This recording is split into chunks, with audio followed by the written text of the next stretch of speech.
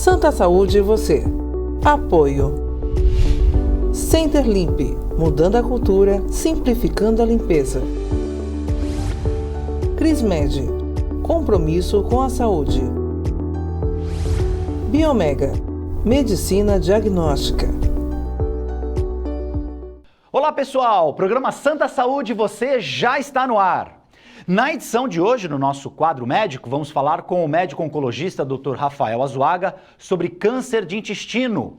Tem também novas dicas do plano com a Vitória Simões. E no segundo bloco tem entrevista com o médico psiquiatra Dr. Bruno Reis, que vai conversar com a gente sobre inteligência artificial e os impactos que essa nova tecnologia pode trazer na saúde mental. É tudo isso a partir de agora no Santa Saúde e você.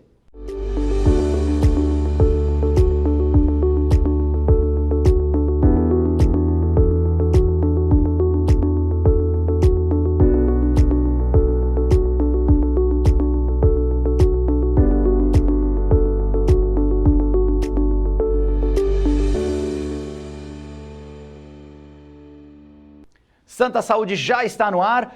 Vamos mais do que depressa chamar a Vitória Simões, que tem novas dicas do plano para você. Vitória?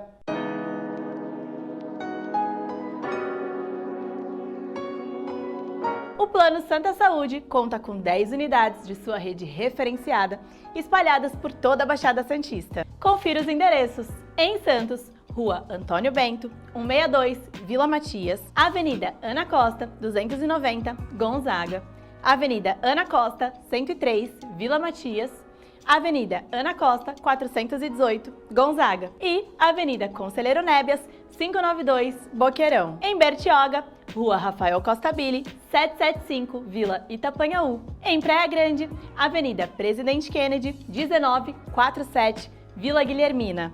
E Avenida Ayrton Senna, 1511, Xixová, no subsolo do Shopping Litoral Plaza. Em Guarujá, Avenida Ademar de Barros, 2269, Vila Santa Rosa. E em São Vicente, Praça Bernardino de Campos, 339, Centro. Plano Santa Saúde, sempre perto, cuidando de você. Obrigado, Vitória. Vamos agora chamar o nosso quadro médico com o oncologista Rafael Azuaga, que vai falar sobre câncer de intestino, uma doença que recentemente acometeu o comunicador, jornalista Emílio Surita, do programa Pânico da Jovem Pan. Vamos agora ouvir o Dr. Rafael e saber como que a gente pode se precaver, se prevenir dessa doença. É com você, Dr. Rafael.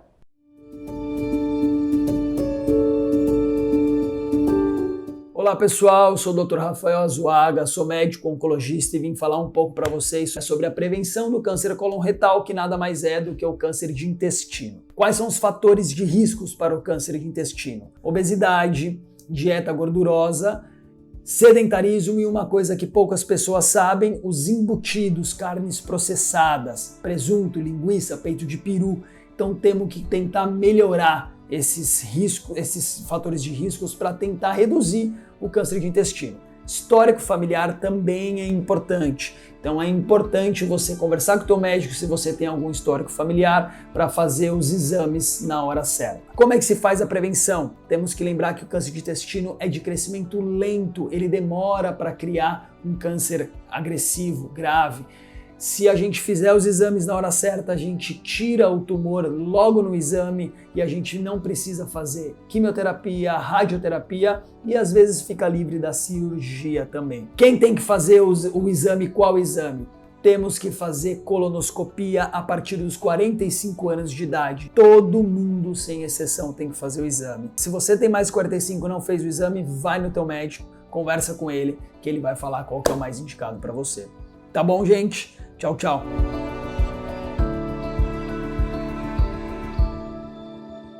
Obrigado, Dr. Rafael. Importante dizer, principalmente na fala que ele coloca os embutidos, que são alimentos que a gente costuma comer muito no dia a dia, são rápidos, o preparo é rápido. Então vamos deixar um pouquinho esses alimentos nocivos de lado, vamos procurar ter uma dieta mais saudável e fazer sempre os exames e as visitas ao médico. Santa Saúde prossegue, vamos chamar agora a Vitória Simões com mais dicas do plano para você. Recebemos dúvidas contínuas sobre como acessar o guia médico e hoje ajudaremos você, beneficiário do plano, a encontrá-lo. O guia médico está disponível através do nosso site aplicativo e central de atendimento. Para ter acesso, basta escanear os QR Codes que aparecerão na tela.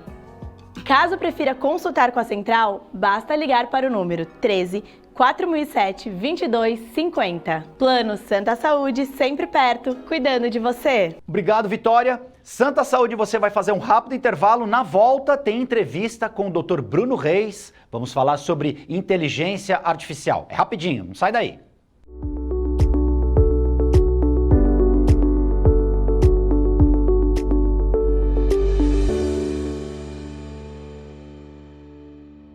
Saúde é o nosso maior patrimônio.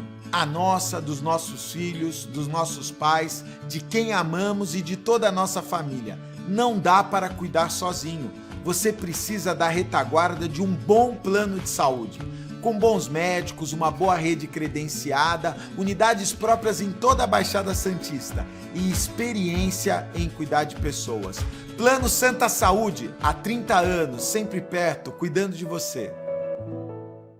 No mercado desde 2017, o laboratório Biomega, com um corpo diretivo que possui mais de 30 anos de experiência na área de medicina diagnóstica, conta com um núcleo de processamento central, NPC, em uma estrutura de 2,2 mil metros quadrados no município de Barueri, em São Paulo, para o processamento de exames de análises clínicas e anatomia patológica, com capacidade de processamento de 6 milhões de exames por mês. Profissionais que contam com um processo de educação continuada para manter as equipes adequadas e altamente qualificadas para a excelência em todo o processo.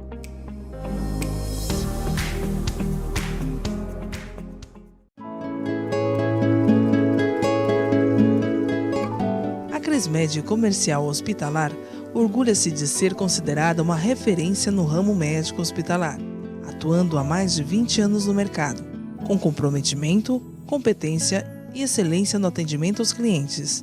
Crismed, compromisso com a saúde. Rua São Paulo, número 13, Vila Belmiro, Santos. Acesse o site www.crismed.com.br.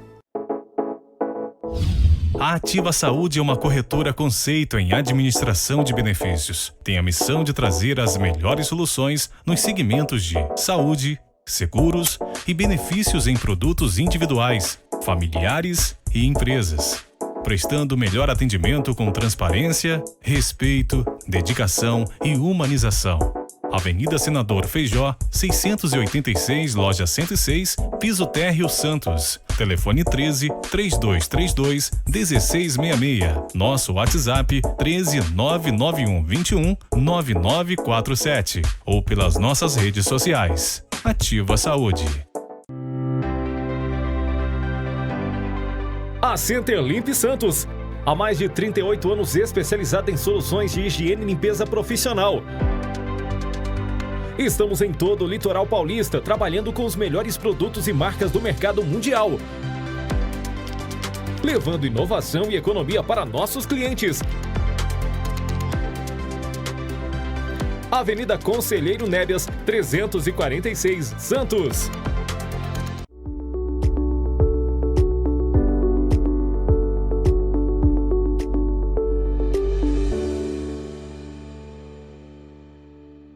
Santa Saúde, você já está de volta agora para o segundo bloco com a entrevista com o médico psiquiatra Dr. Bruno Reis. Dr. Bruno Reis, muito obrigado pela presença. Seja bem-vindo mais uma vez ao nosso programa. E vamos falar sobre um tema muito importante, não se fala em outra coisa, a inteligência artificial e as implicações que isso, essa novidade, vai causar na nossa saúde mental. Será que teremos pessoas mais ansiosas em função da inteligência artificial poder, digamos assim, tomar alguns postos de trabalho, pensar pelo ser humano? Aliás, doutor Bruno, obrigado pela presença novamente. É a minha primeira pergunta.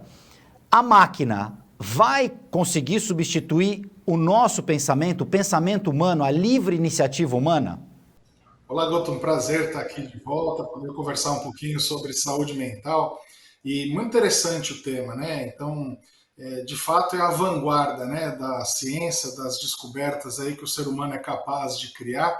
E vejam só, né, a criação agora de uma inteligência que, obviamente, ela vai partir de premissas do próprio ser humano, mas que, através dos algoritmos, enfim, elas vão conseguindo se desenvolver e conseguir também aprender, ou seja, foi criada uma tecnologia que tem a capacidade de propor soluções, de raciocinar, de aprender e tentar, de alguma forma, interagir com o ser humano. Então, essa é uma realidade, né, que ainda muito no início, porém já capaz de nos trazer algum certo desconforto, no sentido de imaginarmos como é que vai ser a nossa interação com essa tal de inteligência artificial.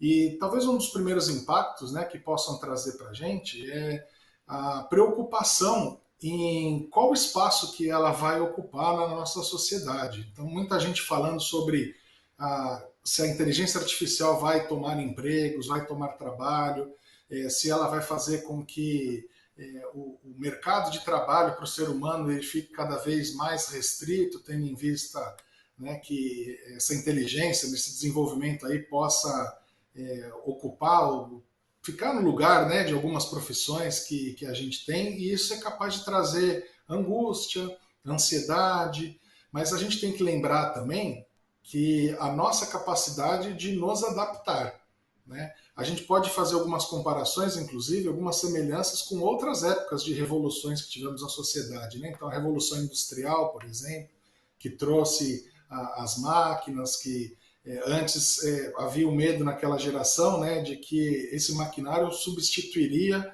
a capacidade de trabalho do ser humano, e na verdade ela veio incorporar e a facilitar, e outras profissões, enfim, elas foram se desenvolvendo.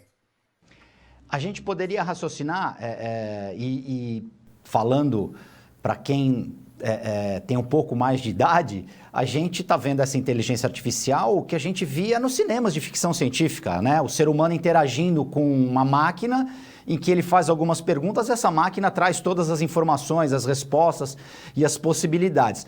O que eu queria abordar com você, doutor, nessa segunda pergunta, é que a gente, para manter esse equilíbrio, acho que a gente teria que pensar no seguinte sentido. Essa inteligência artificial foi criada por nós humanos. O que a gente não pode é perder a mão de que nós estamos no comando e a inteligência artificial é uma ferramenta para nos ajudar a facilitar a nossa vida, o nosso dia a dia. É por aí? Eu acredito que sim, né? E como toda forma de interação, mesmo que ela seja da inteligência artificial, a gente não pode esquecer que é uma máquina, né? Então, por mais que ela tenha recursos aí que possa desenvolver aprendizado e por aí vai, quando a gente vai falar sobre a questão emocional, sentimentos, ou leitura social, a gente ter a capacidade de empatia, de fazer uma boa leitura do outro, aquela que a gente faz no nosso dia a dia, que nos define, inclusive, como humanos, né? A gente tem ainda muito espaço aí para ser desenvolvido e, pelo menos por enquanto, não vemos uma possibilidade, né, desse desenvolvimento mais acelerado, em que a gente possa ter uma troca que seja recíproca, que seja verdadeira quando a gente vai falar no campo emocional. Então, eu acho que ainda vai ter muito esse descolamento, essa distância entre essa tecnologia nova e aquilo que nos define como humanos, né? E nesse sentido é interessante a gente lembrar que o desenvolvimento dessa tecnologia ela é feita através de premissas, e essas premissas foram desenvolvidas por alguém, né? Então, por trás da inteligência artificial, nós temos os seres humanos, e são os seres humanos, os desenvolvedores ali, que vão fazendo através dos algoritmos, vão utilizando das fórmulas matemáticas, que tem essa característica, né, de ter a capacidade de conseguir juntar novas informações e talvez desenvolver o aprendizado e coisas que ainda não foram introduzidas dentro dessa tecnologia. E é o que se busca, talvez, né, com esse desenvolvimento. Mas quando a gente vai falar sobre a nossa capacidade empática, de sentir o outro, das emoções, eu acho difícil, pelo menos num primeiro momento, a gente conseguir ter uma interação que seja mais verdadeira. Não esquecer que vai ser, né, essa interação homem-máquina, não contra não homem e Homem, eu digo ser humano, né? Ser humano com um outro ser humano que seja artificial. Vai ter essa diferença, né? Você diria então que o básico aí, o divisor de águas entre a máquina e o ser humano é o sentimento, é poder sentir, é poder ter emoções, o amor, a amizade, esses conceitos que às vezes são abstratos, mas que nós sentimos, as máquinas talvez vão demorar ainda para desenvolver esse tipo de digamos assim, software. Isso, porque as nossas emoções, né, elas não são baseadas num algoritmo. Né? Por mais que a gente tenha aí as pesquisas falando sobre o nosso DNA, falando sobre a expressão do nosso DNA, nós somos seres únicos. Ou seja, não existe mais ninguém que tenha as suas características. E isso nos define como humanos e faz com que as nossas emoções elas não sejam previsíveis. E quando a gente fala da inteligência artificial, vem muito o conceito de que ele é uma manifestação de um algoritmo, ou seja, de uma ciência exata, né, que é uma manifestação de algo que há previsibilidade. E mesmo que você trabalhe matematicamente parâmetros para que você pode variar aqui, variar ali, nós temos uma infinidade de emoções que nos define e que muitas vezes elas são expressas diante de uma vivência. Então a gente vai primeiro partir dessa pergunta, né? Como que será que a inteligência artificial ela vai perceber a própria existência e a partir disso desenvolver sentimentos e emoções que sejam genuínos, né? Que não sejam previsíveis de acordo com os parâmetros que ela vai fazer a leitura dela. Então acho que encarar, como você falou, né, Guto, como mais uma ferramenta que vai nos ajudar a facilitar o nosso dia a dia, nos trazer conforto, do que algo que a gente entenda como uma reciprocidade ou uma interação entre iguais. A gente, usando até o cinema, nós tivemos um filme, o Blade Runner, tanto a parte 1 quanto a parte 2, justamente era a maior dificuldade dos androides criados naquele momento, era justamente as emoções, ela ter lembranças daquela vida. Então, era uma das formas em que os caçadores de replicantes, né, que era o nome dos androides, usavam, que era o papel do Harrison Ford, que ele usava para detectar quem era humano e quem era um humanoide, né, um ser artificial. A gente vai continuar ou a gente já vai começar a usar essas táticas de Blade Runner? Eu estou fazendo essa pergunta porque eu vou usar um outro filme para a gente ilustrar esse assunto. 2001, Uma Odisseia no Espaço, o computador, Hall, da nave que leva a expedição até Júpiter, ele é uma máquina que enlouquece, ele acaba tendo sentimentos humanos associados. A gente pode fazer a máquina pode chegar a um devaneio, a um delírio, dar um bug e ela começar a perceber por meio dos algoritmos, puxa, as coisas são tão certas. Quem está atrapalhando essa equação aqui na Terra, por exemplo, é o homem, né? Porque é a gente que faz guerra, a gente que cria doença. Então, existe a possibilidade da máquina, num futuro, tirar o ser humano da equação, doutor? Olha só, né? Então, a ficção científica, né? Que é manifestada pelo pensamento do ser humano, já trazendo essas questões, né? E agora, diante dessa nova tecnologia que está se desenvolvendo, a gente vê a possibilidade de se concretizar, né, muitas vezes essas ideias da ficção científica. Eu adorei os exemplos, né? Cinema acho que é uma arte fantástica para nos trazer esse campo das possibilidades, né? Então, eu acho que foi muito feliz, né, quem dirigiu e criou o filme Blade Runner, né, trazendo essa diferenciação dos humanoides, dos humanos, e colocando essa questão emocional como algo que nos diferencia. Por outro lado, né, uma inteligência que tenha esse grau de sofisticação, capaz de romper com o próprio algoritmo, digamos assim, e adoecer, né, do ponto de vista emocional, e pensando isso numa máquina, eu acredito que ainda seja uma realidade muito distante, né? E por que eu acho isso, Guto? As emoções e as nossas lembranças, né, elas são ressignificadas o tempo todo, porque estamos aqui a presente, estamos conversando aqui hoje. Se a gente for ter alguma lembrança que seja agradável para nós, ou uma lembrança que não foi muito bacana, algo marcante, cada dia que a gente tem de recobrar esse ocorrido com a gente, nós damos um significado diferente para ele. E talvez seja muito difícil da gente conseguir ter esse mapeamento ali do ponto de vista de um algoritmo ou matemático e dar essa liberdade para esse tipo de criação e esse tipo de mudança que só o afeto, que só o humor, a emoção conseguem temperar, né, a nossa vida dessa forma. Então, as experiências que o ser humano tem são únicas e vai demorar um tempo para as máquinas tentarem imitar isso. Seria essa a definição? Porque aí eu ia emendar uma outra pergunta, doutor Bruno.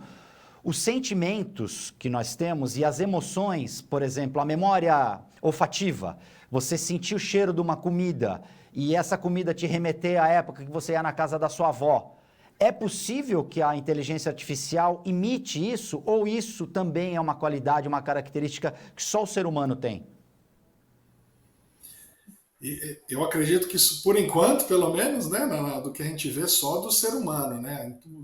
O humano ele é capaz de desenvolver e de criar coisas fantásticas, né? Talvez num futuro um pouco mais distante a gente chegue a próximo, talvez, disso, né? Mas eu acho que trazer ao pé de igualdade como humanos eu acho muito difícil, né? Porque veja, uma das coisas que nos define é a necessidade do outro, né? Nós somos seres sociais. Então já parte aí que a criação da inteligência artificial ela já não se reconhece, pelo menos da forma que a gente vê hoje, né? Ela não se reconhece enquanto forma, né? Ela não assume, por exemplo, um robô ou que tenha formas humanas ou coisas assim. Então essa é a primeira questão. A segunda, que para esse desenvolvimento nós temos a necessidade da interação.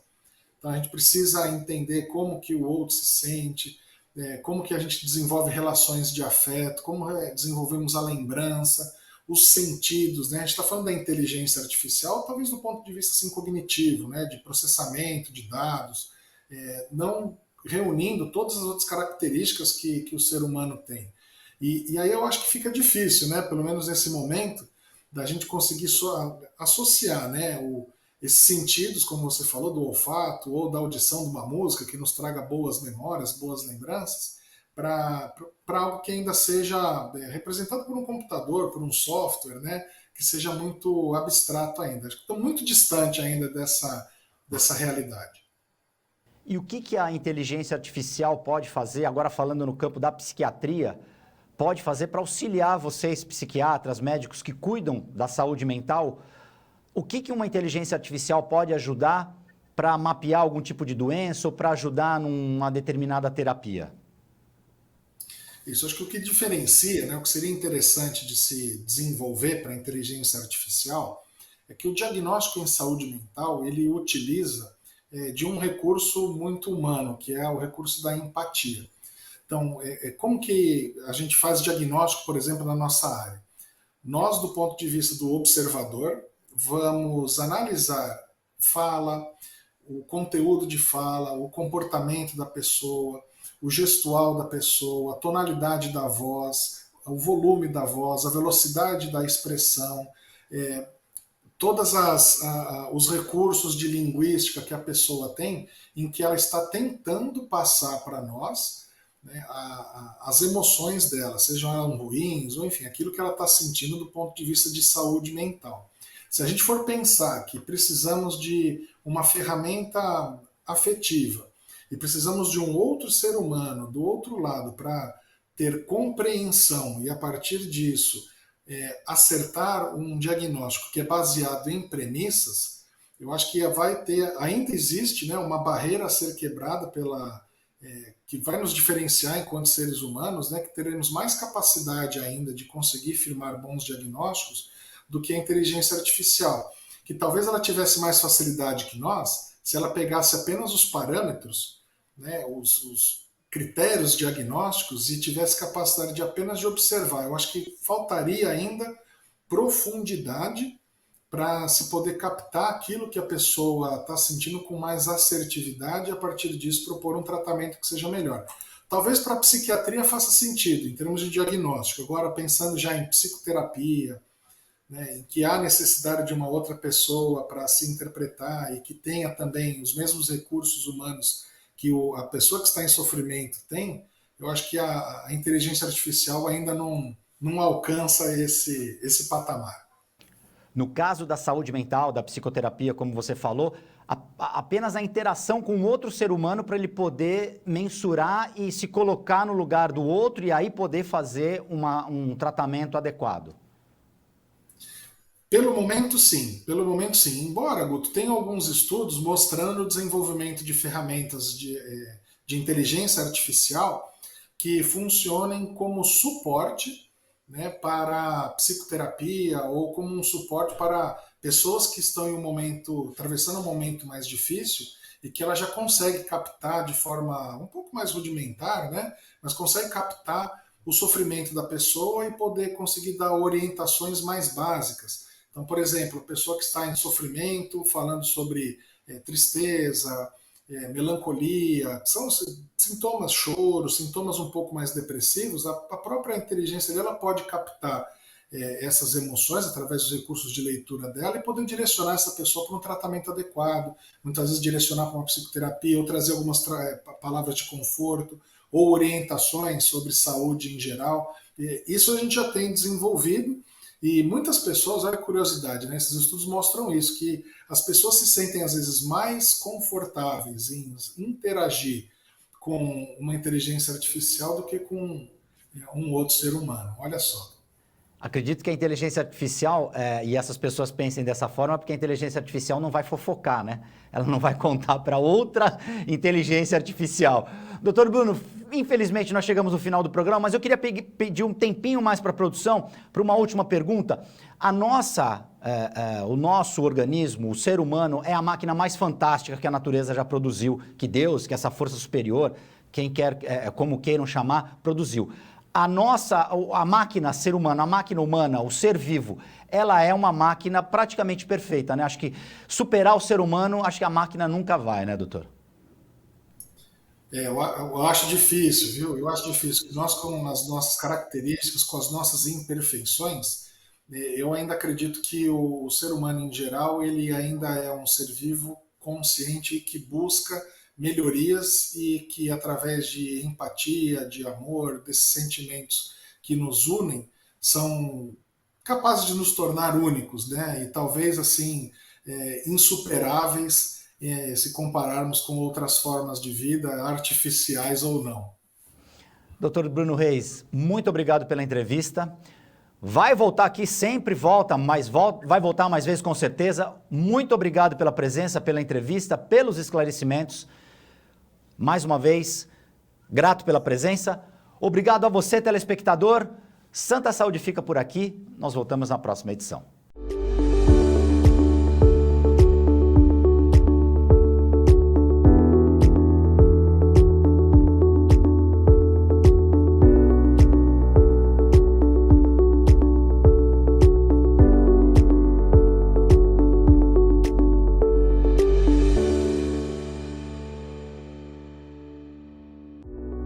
Santa Saúde e você. Apoio. Center Limp, mudando a cultura, simplificando a limpeza. Crismed, compromisso com a saúde. Biomega, medicina diagnóstica.